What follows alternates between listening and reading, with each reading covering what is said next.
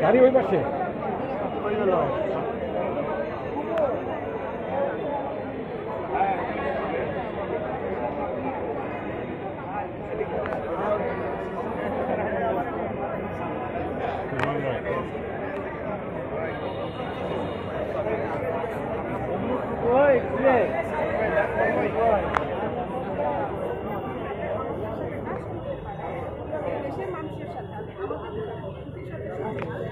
দেশের আপামর জনগণের সাথে যে যতদিন তারা আছে তারা যাতে কাজ করতে পারে আমরা এটাই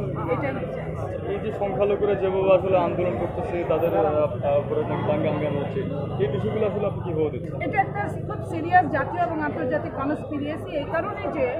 এইটা আপনার সংখ্যালঘুদের যা আপনি দেখেছেন নিশ্চয়ই যে শাহবাগে বা অন্য অন্য জায়গায় যারা বলেছে জিজ্ঞেস করেছে তাদেরকে কিন্তু সংখ্যালঘু ওরা বলতে পারে না তাদের খানা কোনটা তাদের বাড়ি কোনটা এটা একটা তারা এটা ইচ্ছা করে আসছে এসে তারা এই ধরনের কাজ করে সংখ্যালঘুদের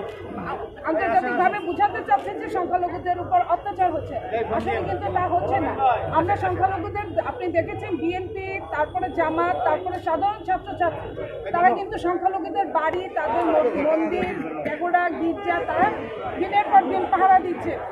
বাই রোটেশনে সেইখানে এই কথাগুলো অবান্তর এবং আমি মনে করি এটা যে ভুল ছিল মিথ্যে ছিল এটা প্রমাণিত সেনাবাহিনীর আশ্রয়ে যারা আছে তাদের তালিকা প্রকাশ করা কি উচিত নয় কি? অবশ্যই আমরা চাই যত সত্ত্বর সেনাবাহিনী আমাদের শ্রদ্ধার জায়গায় সেনাবাহিনী আমাদের দুর্বলতার জায়গায় সেনাবাহিনী আমাদের দেশ রক্ষার জায়গায় আমরা মনে করব যে সেনাবাহিনী অবশ্যই এই কাজটা যেন খুব তাড়াতাড়ি আমাদের সামনে তাদের পরিচয় প্রকাশ করে এবং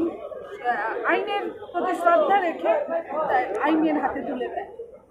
এটাই আমি বলতে চাই অবশ্যই তারা করবে এটা আমার বিশ্বাস থ্যাংক ইউ ঠিক আছে